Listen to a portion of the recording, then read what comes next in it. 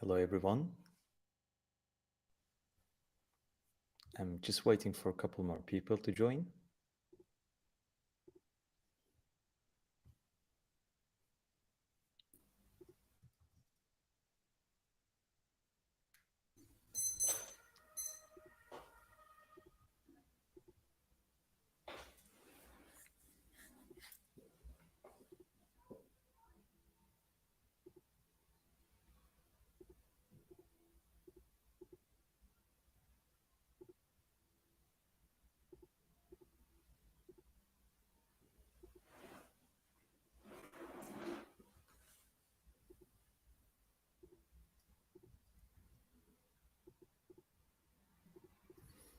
So there will be people watching from Riverside, also from YouTube and LinkedIn. Just trying to make sure our LinkedIn stream is on. I guess we can give people a couple of minutes, right? Until maybe we start a few minutes after 12 or... Yeah. We'll start, I'd say 5 past. So Sounds good.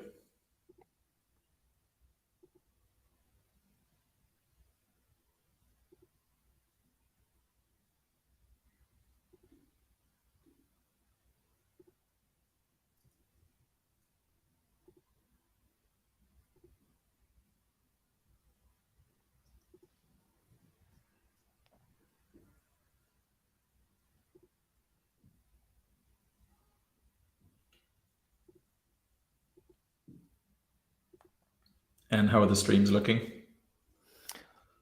LinkedIn didn't start, so it's my first time setting it up.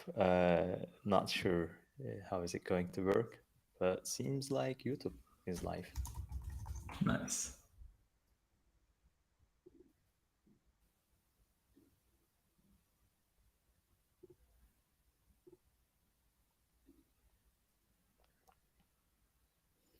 I also never watched a live session on LinkedIn myself, so maybe it's a bit experimental. I've done like one or two, but yeah, not properly. It says here it's pre-live. Yeah, I just cannot send I don't know, the stream is not going through. That's the problem. Okay. Yeah, interesting. Oh, well. Anyways, we will upload the recording for the ones who missed it so they can follow.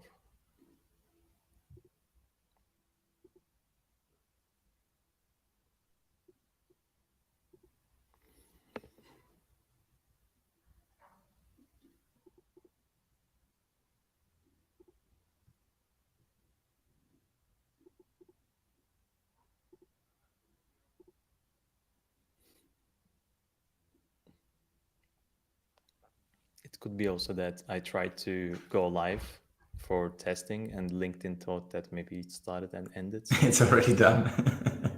Yeah. And it might have uploaded that silly 2 minutes while we were doing sound check. So Mic check 1 2 1 2. right, I think we can start. Yeah, let's do it.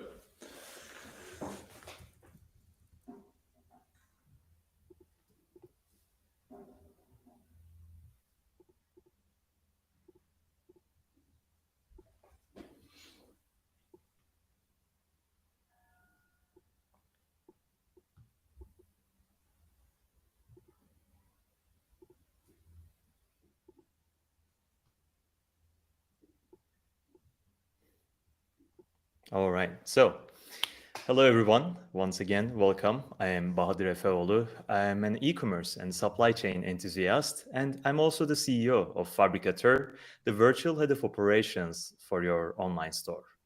I'm thrilled to welcome you to today's webinar on pre-orders and the synergy between inventory and marketing strategies. And joining me as a co-host today is Valentin Raspe, the founder of Upcollective, an esteemed e-commerce marketing agency from Berlin. Hey, everyone. Throughout this session, we will dive into the world of pre-orders. and we will explore how you can effectively integrate your inventory and marketing efforts to execute a highly successful pre-order campaigns. Maybe we can go through the list, Valentin, the next slide. So at the end of this session, we will also share very helpful templates and free giveaways for you to take, so stay tuned until the end. And without further ado, I'll leave you with Valentin for the part 1. Thank you, Bahadir. So basically, the first part of this session is going to be about what we would call the pre-launch phase. So that's kind of like gauging demand, understanding, maybe messaging, and then getting some initial sales. So I'll just run through this quickly. Basically, the sort of 6 steps to successful marketing launch is the product, the pre-launch campaign, then data gathering and learning, and then planning the actual launch, and then doing the actual marketing launch, and then iterating. That's kind of an ongoing process. And then the product's out in the wild, and hopefully you're growing and you're making sales and acquiring customers. So this part is basically about the first 3 steps. So let's start running through them. When we put this together, we kind of thought about this idea that every marketing campaign and every operations plan kind of needs to go through these phases of planning, measuring, and then refining based on the data. So we want to kind of bring it back to this principle. So you make an initial plan, then you test that against the reality, you gather some data, you use that to refine it, then you plan again. And so as you go through this process, hopefully you will get better, and you'll learn things to refine your plan, and then you get closer to the reality. So we'll try and come back to this a few times. And so the first step to any kind of successful launch is having the right product. And it needs to fulfill some criteria to be able to be the right product. One is basically to have really a good AOV. So if you have a 20 euro AOV, for example, it's going to be really hard to make that a profitable acquisition product, because you need to be able to support the marketing costs. You need to support the product costs. You need to, you want a contribution margin. So if you don't have enough pie sort of to give away to Facebook and Google and sort of to use for the other parts of the operation, then it's going to be really difficult to make it profitable. So, ideally something above 50, better yet, like 100, 150, then you can say, okay, well, we want to invest like 70 of that into marketing. Here you can see an example of this is a fashion brand. Obviously, this is a fairly expensive trouser, but that just enables them to spend a bit more on marketing. And then ideally you want it to be differentiated, either on price, on features, or on brand. So something that gives it a unique position in the market. And then also you need to be able to buy a lot of units if it does work, if it does scale. And then finally, you want to have good margins, again, for the same reason, that you can invest that into the things you want to invest in or need to invest in. So once you've defined that, then the pre-launch phase is really about drumming up interest, driving signups, and in this case, for example, we said let's generate 1,000 new subscribers to the email list, which what you basically need to define is your cost per lead target. So in this case, we said 3 euros. Could be lower, maybe it's possible to acquire leads at 2 euros, but for argument's sake, we said 3. You want 1,000 leads, so that gives you your budget. And then you just need to define which channel you want to, advertise on. And generally for this kind of stuff, Meta is the best, or Facebook ads, as they used to be called, is the best channel, because it's you're going out into the market with something new. So people are maybe not already looking for it. So pushing that message out is going to be a little bit easier on social than it would be on search. And so then you want to assume some conversion rates from email to purchase, or from lead to purchase, and that gives you your new customers in your CPA. So that's kind of how you can rationalize that part of the plan. And then obviously you need an offer to get people to sign up to the list. So that's your hook.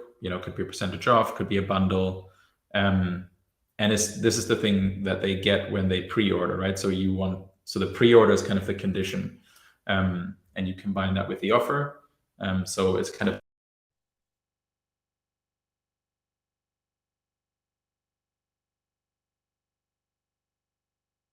and brief some creatives that you can use. At this stage, you probably don't want to go super complex because it is a pre-launch campaign, so you don't want to spend thousands of euros on producing creative.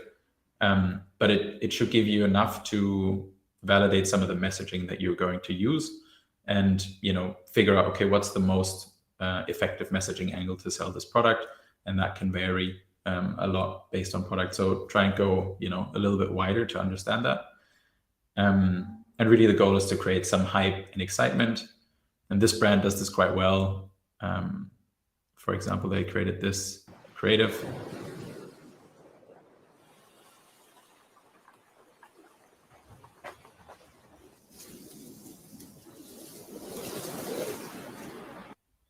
So this is even without a hook, but it's quite effective at just like getting people excited. It's like, oh, there's something new coming. So I'm just going to run through. And then another part of the journey is obviously the sign-up journey. So just making sure that you give people a decent experience when they leave their email address or their phone number, whatever it is that you're capturing. It can be a simple type form. This is very basic. Ideally, you want a landing page like this where you have some messaging and you have the sign-up form embedded, and then that can just be hooked up straight with your Klaviyo. And you can build these really simply with some landing page builders on Shopify, for example. So at that point, you have sort of your pre-launch campaign defined. And then it's really about launching, just launching that activity. And we've said here, let's take 4 weeks to kind of run this campaign and gather leads and gather learnings. So the initial stage is really going to be about, okay, what messaging is working? You want to learn, get some data. And then towards the end, you want to start scaling that activity and make sure that as you get to the end of the pre-launch campaign, you upgrade the budget towards the end, because that means that your leads are still fresh when you enable the pre-order. So those are just some basic things to sort of think about as you go through that process. And then, as you hit week 5, this will be the pre-order being enabled and people can start ordering. So that would be your pre-launch day. So your soft launch, if you will. I think that's usually what people call it when there's not a hard marketing launch yet. Some good things to do here as you go live with this messaging and is to push it out to your existing customers and subscribers first, because it proves that there is value in having signed up to this list. And then, give them a few nuggets of information ahead of the launch so that they are prepped and they know what's coming and that they're excited about it. And then finally, create some urgency and scarcity. So saying like, okay, you need to order this in the next week or so, it expires then. And we only have X amount of units. Whether that's true or false, or real or fake scarcity, is up to you. But that can really work in terms of driving action. So giving people a deadline and saying like, hey, there's not unlimited units of this product. And I think that already concludes the first stage. So we've kind of planned some stuff, we've measured some stuff, and then hopefully we can refine our plan based on that. And this is really where I'm going to hand over back to Bahadir, and he's going to run us through the ops cycle for this part of the campaign. Great. All right, thank you very much, Valentin. So in this part 2, we will talk about how we're going to stitch these things together by using our knowledge from the pre-order campaign. We can actually use that data for inventory decisions. But before we start, I want to walk you through the key terms. Next slide, please. So there are 2 terms, pre-order and backorder. They're often used interchangeably. and both strategies offer opportunities for selling products before they are readily available, but they actually differentiate in important ways. Pre-orders allow customers to reserve and purchase a product in advance, typically before it's officially released or available for an immediate delivery. And on the other hand, back orders are used when a product is temporarily out of stock, but customers can still place an order for it. So the key difference is that while pre-order is a tool for generating demand and driving hype, back orders preserve the existing demand by capturing the sales until the product is back in stock. So, when to utilize pre orders? There are various ways of utilizing those, and today we will be focusing on this too, the product launches and demand gauging. Product launches are used for creating a buzz and anticipation for new products, giving a sense of exclusivity to your customers. And actually, demand gauging is already a natural part of the product launch, but I still wanted to highlight it because both Valentin and I will be talking about this. Next slide, please. So before we get into the details, we need to set up the operations game plan. We need to define our constraints and we need to connect the loose ends. First of all, what's your lead time? How long it takes you to bring products from your supplier to your warehouse, making it ready to sell. This will define the length of your pre-order campaign. You should also know the minimum order quantity defined by your supplier. Because if the campaign is going to be low performing, it will be low on demand, you should know what is the lowest quantity that you can actually pay for. And on the other side, you should also know the maximum order quantity, because if the campaign is going very well, you want to order more products than you planned, you should know your limits and plan your purchase orders based on that. And following this, you should also know your costs. As Valentin mentioned, that your AOV is very important, and the products should have enough margin to support all the marketing expenses plus the logistics and manufacturing. Because in this case, you should know what is the manufacturing cost and the logistic costs. Because if your campaign is going too well, maybe you want to ship your products earlier, so you want to have them in your warehouse faster. You're going to use air freight instead of ship or land.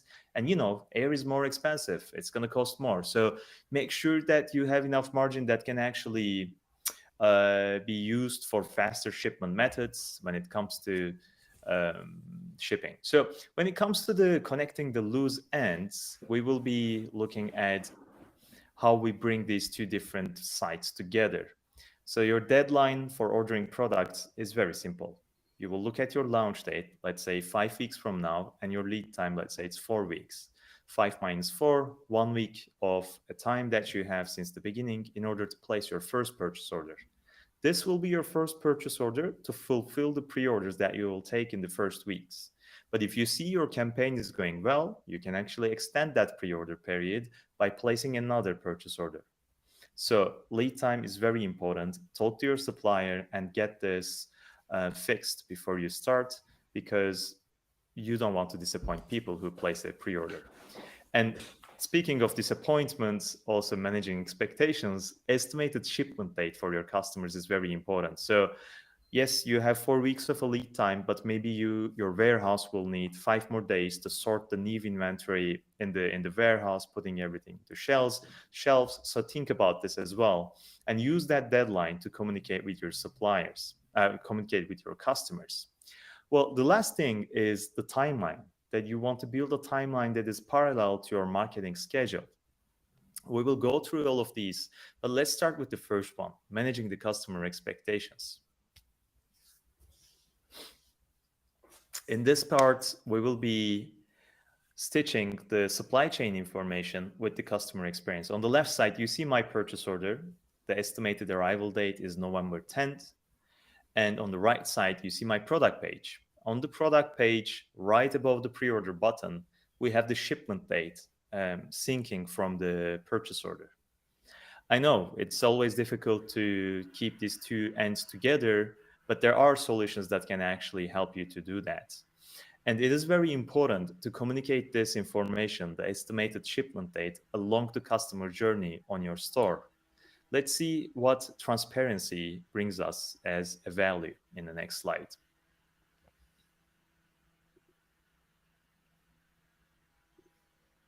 So keeping your customers in the loop is important. You should communicate that this is a pre-order, and you should communicate the estimated shipment date on the product pages, the shopping cart, the checkout steps, post-purchase emails, and the status updates. What I mean by status update is this. There's always some problems in the supply chain. Even though you planned it for 4 weeks of a lead time, there might be a stretch to 5-6 weeks, and there might be nothing that you can do about this. But being honest to your customers will actually give you a lot of leverage and make them feel valued. In this case, when there's a delay in the PO, you should inform the people who actually placed a pre-order, and you will be rewarded with a higher conversion rate on site because people trust transparency more when they see an ETA next to the pre-order button. You will receive less support tickets because they will not keep asking you when will my pre-order will arrive. They will be able to see this in the status updates emails you're sending, and also in the order confirmation emails. And the best part is that being transparent will also decrease the chargeback and refund requests, because when there's a delay, people feel insecure and they want to cancel their order. So you will prevent that by being in active communication with your customers, so they won't ask for refunds. I've seen some pre-order campaigns going south because the delays were not communicated to customers very well, even though it was just like 2-3 days of a delay and people asked for refunds. The campaign success was going down because of this. So keep the communication as your priority. Now, in the next slide, we'll look at how we are going to utilize the data from marketing and supply chain to drive the best results. Well, as you know, the marketing side is generating demand and supply chain is supplying products for that generated demand. And there's actually a two-way sync between these domains. If you don't already have these two parts talking to each other, now let's keep focused on it. On the marketing side, we are running campaigns, right? So as Valentin explained, we are using hooks, we are running meta ads, and we are able to see how many people are actually clicking through the ads, how many people are leaving their emails. You're building a wait list before you launch the pre-order campaign. So this is actually giving you a data about how many people will be potentially buying that pre-order product. You can also multiply it with your conversion rate to find the more accurate number. So the marketing side will provide data for demand forecasting. Once you create your purchase orders, the supply chain side will also provide data for the supply schedule. How many products are in your first batch of purchase order? And what is the estimated arrival date, which can be communicated to customers in the end. So if you remember, the last point was about putting the operations plan in parallel to marketing. If you remember this chart from the section where Valentin was showing, there is a 6 week of a plan. So the first 4 weeks on the marketing side, generating demand, creating campaigns, learning and scale. The last 2 weeks is about running the pre-orders, meaning that you enable that button. People can actually pay for the product as a pre-order.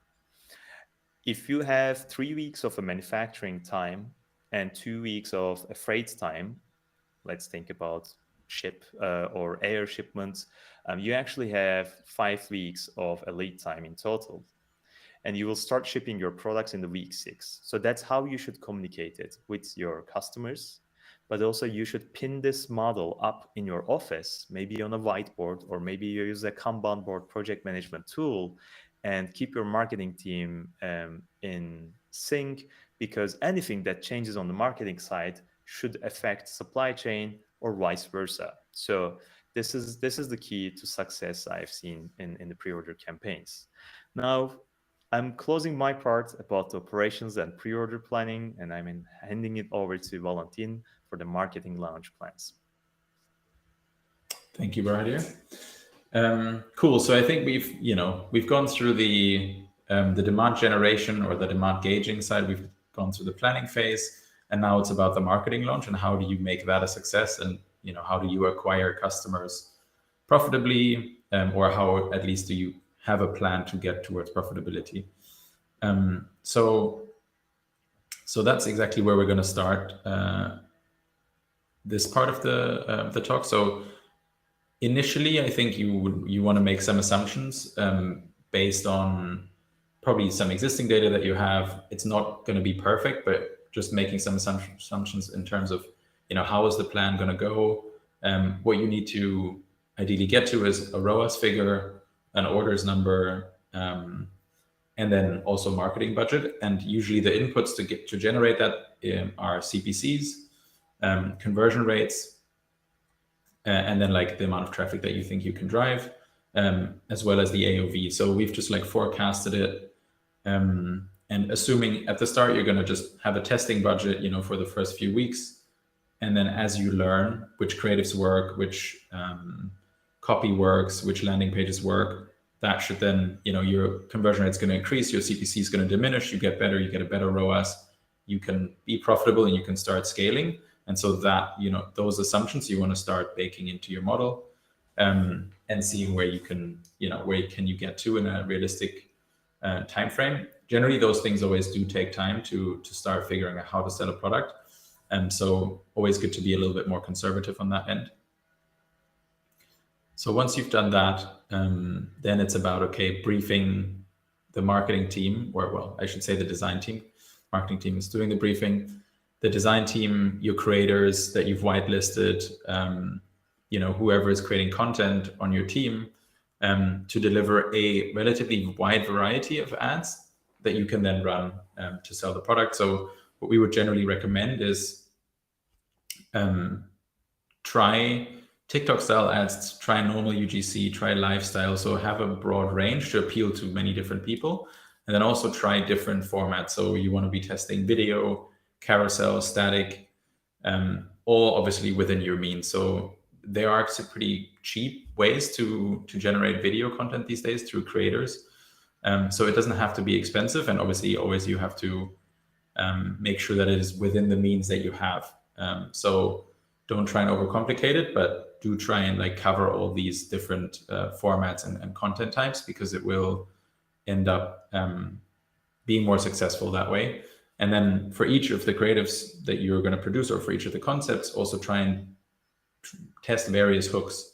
The message can make a big difference whether a creative is successful or not. So you don't want to discard a concept just because maybe you haven't tested enough messaging angles. So those are some of the dimensions to think about. And then also having a look at the right specs for every channel. For Meta, this is like 1x1 and 1x2 for just square and vertical. Here are some examples of successful creatives that have different formats and different concepts. So you can have a story-driven concept, you can have a carousel with a sort of question mark, and then you can just have a video ad like this. I'm just going to play.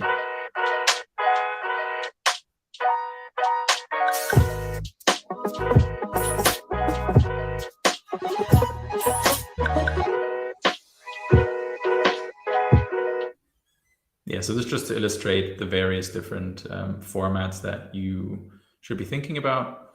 And I'm just going to zip through this. Yeah, so practically speaking, once you have all this defined and you've got your creatives, then it's about structuring your activity. So really at this point, you don't want to be, again, too complex. You want to have really 3 campaigns, which one is a lead generation campaign for your email signups. That's the pre-launch. That's the phase that we've already gone through. And then you want to have 2 campaigns, 1 testing campaign and 1 scaling campaign. And the idea is that the testing campaign is always the one with fresh creatives that you don't know the performance of. And the scaling campaign is the one with the proven winners that you just rotate out of the testing campaign. So that's a way for you to control your budget, so that you spend the right amount of budget on the proven winners, and then the right amount of budget, you're mitigating your risk, right? Retargeting is becoming less and less important because there is a campaign type called Advantage Plus on Meta, and that almost handles the retargeting for you. So if you are not spending too much, I wouldn't actually bother with retargeting. If you're starting to spend 2K, 3K a day, then I think it's worth thinking about it. But before that, you can actually just let Meta handle the retargeting, and you can control it through that campaign type. Yeah, if you have any questions about that, obviously we can cover those in the Q&A. But we're actually coming up to the end of this section as well. So with ads, it's very rare that you just throw something at the wall and it just works. That's just the reality of it. It's going to take time to learn how to sell a new product. And so, just make sure you don't give up too early, and make sure that you really test all the way through, and think about the whole funnel. And we've just put together some benchmarks to think about. At each stage of the funnel, you want to kind of do a few things. So at the top of the funnel, it's attention. So it's basically hook rate, means how much are you stopping people in the feed, which is the 3-second video divided by impressions. Then the next level down is the CTR, which is basically your interest in your product, or your interest in your creative, which the definition is the ad click, so impression divided by ad click. And then that should be around 1.5. Under 1% is very difficult to make ads profitable. Next level down is the intent, which sort of happens at the product page level. So how many people are actually adding to cart after they've seen your ad and gone to the product page, read through everything, or, well, realistically speaking, skimmed through everything, and then add the product to cart. And their good rate is about 10%. And then you get to the conviction stage, which is they're in the Shopify checkout, they've read everything, they've seen the shipping message, and then how many of those people actually follow through to purchase. And that can be between 20 to 30%. But there's ways that you can improve that metric. So this is just a good thing to go back to and see, okay, well, are we succeeding on all of these metrics, and how are we tracking? And is there a breakdown at any point? Because that's how you can diagnose your funnel and ultimately make sure that it works. And normally you will have to, at different points of the campaign, go through these steps and iterate on each of them until you have a working funnel. So this is just kind of a guide for you to run through. And I think this is pretty much it. So that's your marketing launch plan, essentially. Actually, if you go one slide back, I would like to add something in the funnel view. The bottom of the funnel, where we have the intent and conviction, you mentioned there are ways of increasing it. To my experience, I've seen that placing the estimated shipment date and managing the expectation is actually helping merchants to increase the conversion rate between 10 to 20% on top of what they already have. So that's one advice I can give about optimizing the bottom of the funnel, at least. Yeah, it's interesting. I think often it's actually, like you said, if you are honest and upfront about the expectation, then people are going to reward you. The people that are going to commit will commit at a higher rate than, the people that are not going to commit are not going to commit. But if you can be transparent, it will help you make a sale, basically. Yeah, definitely. So let's talk about giveaways.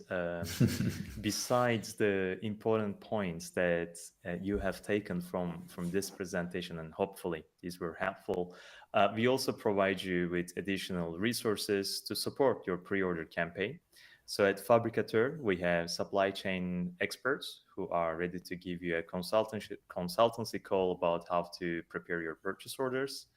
And we also have a supply planning template, which you can grab and run it as an Excel sheet. But if you're not a fan of Excel sheets, we have Fabrikatör for you, which already does all the supply planning as an integrated way with your Shopify. And it also handles the storefront part of the pre-orders, that's changing the pre-order buttons, updating the dates of the pre-order product. So all in all, it's a 360 solution. If you want to take a look, if you want to try it, we have 14 days of free trial, and I will be linking those at the description of the event. And as a participant, you will also receive an email from us, including both. So over to you, Valentin. Yeah, awesome. I might grab a copy of that supply chain planning template. Similarly, like, we also will do a free meta ads consulting session. So if you have any questions after that, we can do a 30-minute chat about how to set up a campaign that you're thinking about, for example. And then we also will supply an ad design guide, which we've been putting together for our clients, but also for internal use.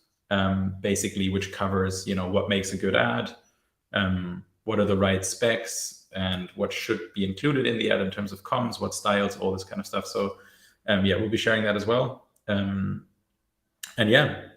Hope this was useful to everyone. And I guess we can open to Q&A if there are any questions, right? Yeah, sounds good.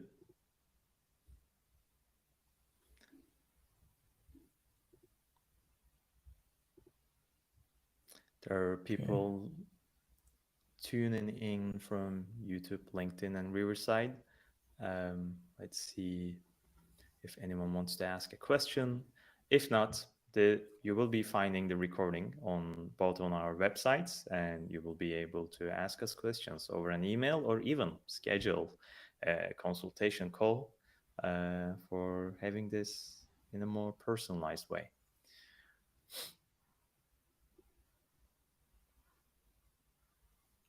All right, we have one question. Do you have plans for app marketing as well? Pre-launch and launch campaigns?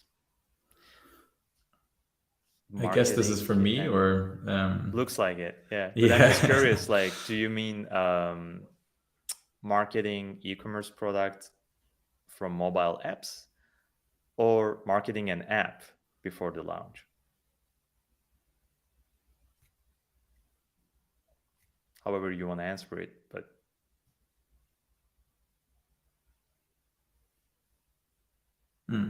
let's see if we can. Yeah, I mean, I think in terms of the pre-launch plans for an app, I guess it would depends a little bit on how the app works. If it's is it a subscription? Do you buy it sort of one-off, or is it free? So I guess it depends a little bit on the model, how you would plan that out. So I think your plan would probably look a little bit different. So you would probably look at installs, what's my cost per install? What is then the next follow-up action? So what's my conversion rate from trial to whatever it may be? So I think the logic probably still applies. Oh, let's see if we can make the question a little bit more precise. Okay. Yeah. I mean, I suppose the logic doesn't change. It's just your metrics are going to change, and your goals and objectives are going to change based on your model, if it's an app model versus an e-commerce model.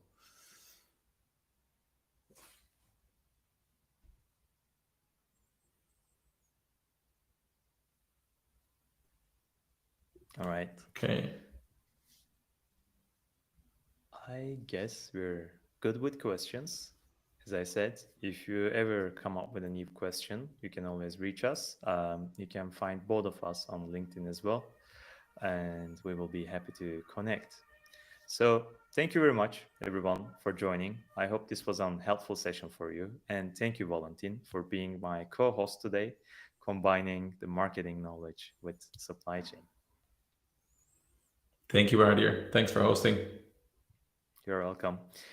Everyone, please take a good care of yourself and enjoy the summer.